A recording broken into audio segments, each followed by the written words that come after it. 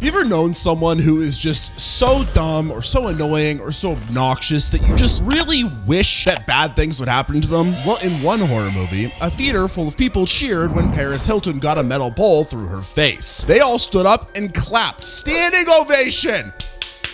Absolute cinema. Yeah, she's not even top 5 on this video. These are horror movie characters that are universally hated by everybody. Flapjack even agrees. They all suck. He hates the characters in these movies. Anyways, let's start with the Texas Chain Saw Massacre. So Franklin's in a wheelchair, right? Which normally you'd feel bad about. You're supposed to be like, oh no, the disabled guy, I hope he makes it. Except within about 5 minutes of this movie starting, you're kind of hoping Leatherface shows up early just to shut this guy the fuck up. Like, if a staircase existed in rural Texas, I'm just saying. Anyways, the whole movie, Franklin is just complaining about everything. The heat's too hot, the house is too old, he's hungry, he's bored. Nobody wants to push him around anymore because, shocker, he's been whining nonstop for hours. At one point, he literally starts going because he's upset. Normally, if you're a full-grown man having a rough day, that's not what you're gonna do. But he's having a full tantrum. Yes, the kind of thing that a toddler does when you won't give them a second juice box. And look, I get it. The guy's in a wheelchair in rural Texas in the 70s. That is not ideal. But everyone else in this movie is also having a terrible time, and they're not making it everyone else's problem every single second. Franklin, though, he just got this air horn that he just keeps honking. He's just blasting it while there's clearly some maniac out there killing people. It is the horror movie equivalent of those car alarms that go off at 3 a.m. for no reason. So when Leatherface finally shows up, chainsaw revving, and Franklin's getting pushed to the dark by his sister, there's this moment where you're supposed to be scared. And you are. But also, there's this tiny little incy-bincy voice in the back of your head going, well, at least he'll shut up. Franklin then becomes the only person in the entire movie to actually get killed with the chainsaw, which feels weirdly appropriate. Like the universe looked at this guy and went, yeah, you're annoying bitch-ass, you earned that one. That's why we're calling it the title. Franklin whined himself to death, but our next character literally became a marketing gimmick.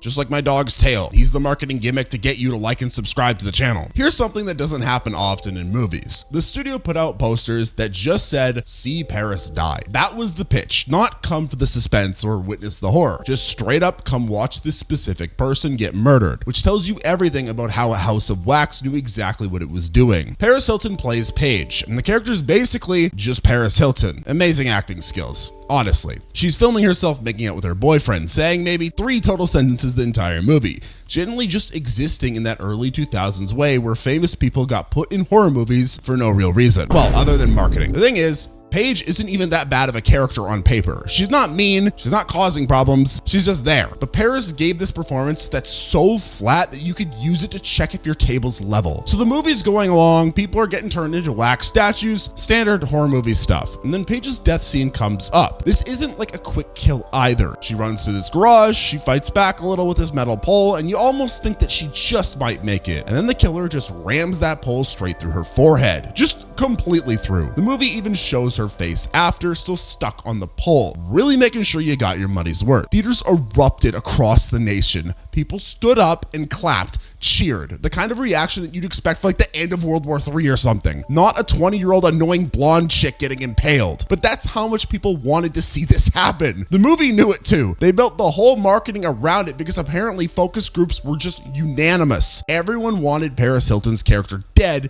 and the studio went, yeah, we can work with that. That's honestly one of the smartest marketing strategies I've ever heard of. So this is a legally binding document right now that I'm gonna say. I know that doesn't make sense, but hold me to it. If I ever make a horror movie in the future, which is something I've considered, I will put myself into the movie and make sure I die in the dumbest way possible. That way, if you like me, you're gonna go watch the movie. And if you hate me, you'll watch the movie too, because I'll be dead. Tell me that isn't brilliant. At least someone died though. This next girl tormented a grieving teenager and walked away fine. The boogeyman's got this character, Natalie, who's friends with the main girl, Sadie. Except not really, because when Sadie comes back to school after her mom dies, Natalie takes one look at her and goes, "Why are you wearing your dead mom's dress?" out loud in front of everyone. Then when Sadie gets upset about it, because obviously, Natalie shoves her into a locker. Which, like, what is there even to say to that? Your friend's mom just died and your first move is public humiliation followed by minor assault? That's not even normal teenager cruelty. That is some advanced stuff. But Natalie's just getting started here. Later on, she's complaining to Sadie about how hard her life is because she doesn't see her dad much since her parents are divorced. And she's saying this to Sadie, the girl whose mother is dead. Natalie's out here acting like 2 Christmases and weekend custody arrangements are the same thing as permanent death. Like, I'm sorry your dad didn't love you and that's why he left. Her mom's dead though. Come on, don't be so selfish. I mean, if I was her father, I wouldn't love her either. Do you see the way she's acting to another kid? This is not how you act to another child. Anyways, Sadie's just staring at her like, are you hearing yourself right now? And Natalie genuinely doesn't get why that might be insensitive. The worst part comes when this boogeyman creature locks Sadie in a closet where a guy offed himself. She's in there freaking out and then bursts out screaming, terrified, traumatized. Natalie calls her dramatic, just rolls her eyes like a literal monster is hunting them, and Natalie's biggest concern is that Sadie's making too big of a deal out of almost dying. Now, here's the thing about horror movies. Characters like Natalie, they die. That is the rule. The mean girl always gets it. You're sitting there waiting for the boogeyman to drag her into the dark, and it never happens. She gets slapped once, that's it. Credits roll and Natalie's still alive, probably out there right now telling some orphan that her parents' divorce is more rough than their situation. Let's now move on to the Blair Witch Project. So, 3 film students go into the woods to make a documentary about a witch. Heather's the director, which means she's in charge of not getting everyone lost and killed. Turns out she's not very qualified for that position. She fails at both of these things pretty immediately, but won't say it out loud. The first day, Heather's got the map. She's checking it, saying everything's fine. We're on track, don't worry about it. Except they're not on track. They're extremely off track. And when her friends start asking questions, suggesting that maybe they should head back, Heather just gets defensive. She won't even consider the possibility that she screwed up. She keeps walking them deeper into the woods because admitting you're wrong is apparently worse than dying. I mean, cheers to that, right, people? Josh straight up tells her at one point, I followed you and you led us nowhere, which is based. It's objectively correct. And Heather's response is to keep filming him while he's yelling at her. Not to apologize, not to come up with a new plan, but just keeps that camera running because I guess the documentary is more important than the fact that they're about to starve to death in the Maryland wilderness. What really got people though was how she never stopped being bossy about it. Days into being lost, everyone's falling apart and Heather's still barking orders, still acting like she knows what she's doing. Mike and Josh are begging her to just put the frickin' camera down for 5 seconds and actually help. She won't do it. She can't do it maybe. The camera's all she's got left at that point. By the end, when she does that whole tearful, this is my fault speech, it is too late. It is way too late. Everyone watching already knew it was her fault. We knew by like minute 10. Her finally saying it doesn't fix anything. It doesn't save anyone. And when the Blair Witch gets her in that house, you're not exactly heartbroken over it. Heather got people lost in the woods, but Ronnie got way too comfortable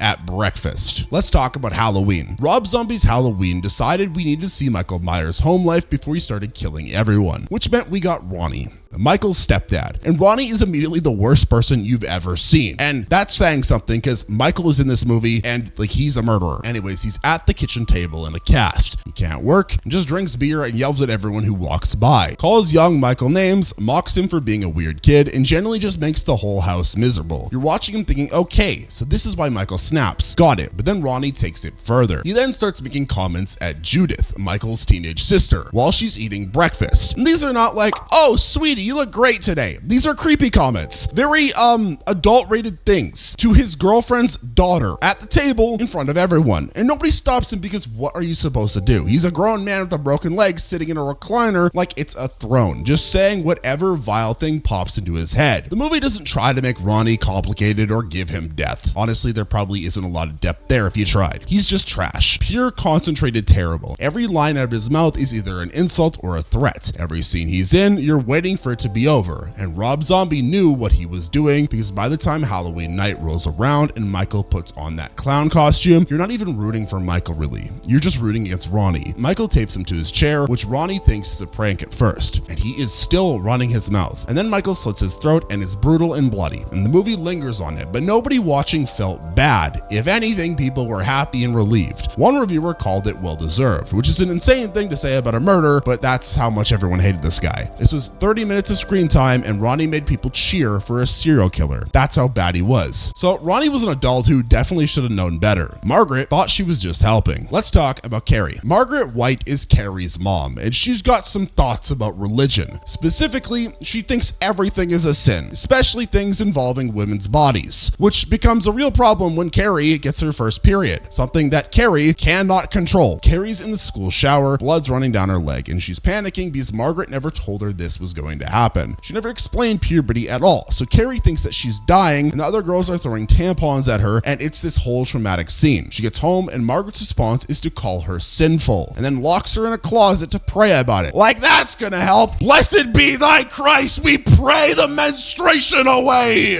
Literally, I feel like some people actually thought that in society one day. This is not just a timeout. This is a literal prayer closet, by the way. Margaret makes Carrie kneel in there for hours, asking God to forgive her for the crime of being a teenage girl who just started menstruating, which is something that just happens. It is biology, but Margaret's decided it is punishment from God, so Carrie needs to repent. My question, Mr. God, if this would be true, is you made humans. Why not just not make them do that? If it's sinful, if they literally have no choice. What do you have to say about that, atheists? This is how Margaret handles everything. Carrie wants to go to prom, sin. Carrie wants to have friends, sin. Carrie discovers she can move things with her mind, sin. Probably Satan, actually. Margaret doesn't see herself as abusive. She thinks she's saving her daughter's soul, which somehow makes it worse. Then after prom goes bad and Carrie comes home covered in blood, Margaret decides the only way to save Carrie is to kill her. Fucking logic right there.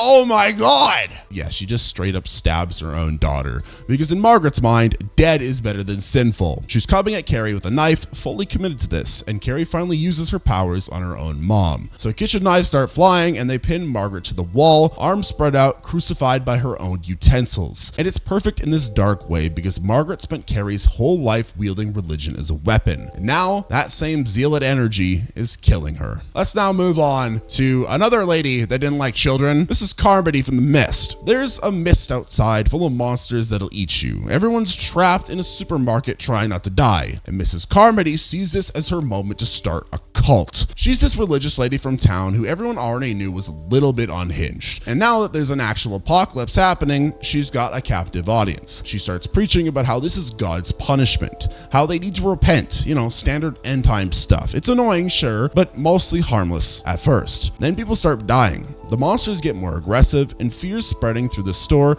and Mrs. Carmody's feeding off of it. She's gaining followers now, people who are so scared that they'll believe anything, and she's telling them the only way to stop this is blood sacrifice. Human blood sacrifice. What is with humans and blood sacrifices? Like all throughout history, we just love killing people and giving them to the volcano god. Who came up with that? Why? Anyway, she's gone from like church lady to full cult leader in like 48 hours. The movie builds this really well because you watch her convert people one by one. These are reasonable folks who just cracked under pressure, and Mrs. Carmody's smart about it too. She's not asking for volunteers. She's pointing at specific people, outsiders, anyone who questioned her, and then she points at a kid. This is Billy, the main character's son. Mrs. Carmody decides this child needs to die to appease her bloodthirsty version of God. She's got her mob wound up and ready to do it too. They're closing in on this terrified father and his little boy, and you can see it's actually going to happen. These regular people are about to murder a child in a supermarket because a delusional woman convinced them to. Then Ollie, this quiet teacher guy nobody paid attention to the whole movie, shoots her. 2 bullets, once in the stomach and once in the head mid-sermon. She drops and suddenly everyone snaps out of it. The spell's broken and you feel nothing but relief that someone finally shut her up. Mrs. Carmody was clearly insane, but Jack Torrance was a different kind of batshit. In The Shining, Jack takes his family to an empty hotel for the winter. He's gonna be the caretaker, do some writing, have some quality family time. Except Jack's insufferable before anything supernatural even starts. The way he talks to Wendy, his wife, there's this constant edge to it. She'll ask him something normal and he snaps at her, tells her not to interrupt him when he's clearly doing nothing. You can tell he resents her for existing near him. And with Danny, his kid, Jack barely tries to hide his annoyance. This is supposed to be bonding time and Jack treats it like he's stuck at the DMV. Then the hotel starts messing with him. Ghosts show up, they tell him he's always been the caretaker and offer him drinks even though he's sober. And instead of going, hey, This is weird. Maybe we should leave. Jack just leans into it. He starts talking to the ghost more than his actual family, gets meaner, more hostile, until one day he's chasing them through the hotel with an axe. Here's the thing though. In other horror movies, the monster's a stranger, a random killer, a demon, whatever. Jack's their dad, their husband. He's supposed to protect them. Instead, he's doing that "here's Daddy" while trying to hack through a bathroom door. Wendy's trapped in there, terrified, and Jack's having fun with it, making jokes and mocking her for being scared of him. He corners Danny in the hedge maze outside, hunting his own son through the snow. But Danny's smarter. He walks backwards in his footprints and tricks Jack into getting lost, and Jack just freezes out there. He literally freezes to death. They find him the next morning, face locked in this angry scream covered in frost. Nobody felt bad about this. Jack spent the whole movie being terrible and then died mad in the cold. It's the perfect ending, honestly. Now let's move on to Christian Hughes in Midsommar. In this movie, Danny, our main character, her family dies. All of them. Horrible tragedy. I don't have to explain it in detail since it's not really YouTube friendly. But anyways, they're all dead. And her boyfriend Christian's reaction is basically, "Ugh, do I have to deal with this, man? Bro, it sucks your family's dead, but can you just stop being such a bitch? Fuck, I'm just trying to hang with my friends, man." In short, he had been planning to break up with her before it happened, and his friends were pushing him to do it. Then her family dies and Christian's stuck. He can't break up with her now, that would make him look bad. So he stays, but he's checked out. It's just them going through the motions. When she has panic attacks, he just stands there waiting for it to be over. They then go on this trip to Sweden to some commune for a festival. Christian forgets Danny's birthday until someone reminds him. Doesn't really apologize really, he just kind of shrugs it off. Then he decides to write his thesis about the commune's culture, which his friend Josh was already doing. Just steals the idea right in front of everyone. Josh then calls him out and Christian acts like it's not a big deal. No shame about it. The whole time they are there, Christian's eyeing this Swedish girl, making it real obvious. Danny notices and says something, and Christian acts like she's being crazy. He then gaslights her about it, and then the commune drugs him up, and he participates in this sex ritual with that exact girl. He cheats on Danny in the most public, humiliating way possible. Danny then walks in on it and sees everything. She has this complete breakdown where she's sobbing, and then the commune women are sobbing with her. And Christian, he just looks annoyed. Only that he got caught though. He doesn't ethically feel bad for her at all. By the end of the movie, Danny is crowned the May Queen and has to choose the final sacrifice. She picks Christian. They then sew him inside a gutted bear carcass and wheel him into the temple and light it on fire. He is paralyzed, can't move, and just has to sit there burning alive. And Danny watches it all with this small smile. The audiences loved it. Watching Christian burn felt right. It felt earned even. Don't cheat on your partners, folks. They might burn you inside of a bear. But now we get to perhaps the most annoying character in all of horror, which just so happened to comes from one of my favorite movies. Dashcam is a found footage movie where this woman, Annie, live streams everything to her followers. She's driving around improvising rap songs based on chat comments, which sounds fine until you realize the raps are just her yelling profanity about whatever thought entered her brain 3 seconds ago. This is exactly how she freestyles. The woke vaccine is in our veins. Oh no, the left is gonna feel the right's pain. Society. Yeah, I don't know what rhymes with yeah. Anyways, she's like hyper political in the most annoying way possible at all. Like obviously they're injecting magnets into our bloodstream. I've been saying that since day one, but she takes it to a whole nother level. Anyways, moving on, Annie flies to London during COVID and immediately just starts becoming a problem. She won't wear a mask, not because of some deep personal conviction, obviously, but just because she doesn't want to. She barges into her friend's apartment, insults his girlfriend, takes his car without asking, and within 20 minutes you're wondering if the horror part is just having to listen to her talk. Partially it is, but this movie just gets crazy. Then the actual horror starts. She's supposed to drive this sick woman somewhere, and then a creature starts showing up. People are dying, there's blood everywhere, and Annie is still making annoying jokes. She is still live streaming. No matter what, streamers are always gonna get their bag. Whether it be evil monsters, horror movies, or a shock dog, they're gonna milk that shit. She's still streaming, she's still rapping, there's a supernatural entity tearing people apart, and she's more worried about her viewer count. Her friend is getting attacked, and she's just doing a bit for the camera. In most horror movies, this annoying character gets humbled and has some moment where they realize that they messed up. Annie never does. Why? Well, she's not capable of that. Low IQ, high energy, jack that big small time talking. There's some irritating bunch of I have ever had to endure for more than 5 minutes.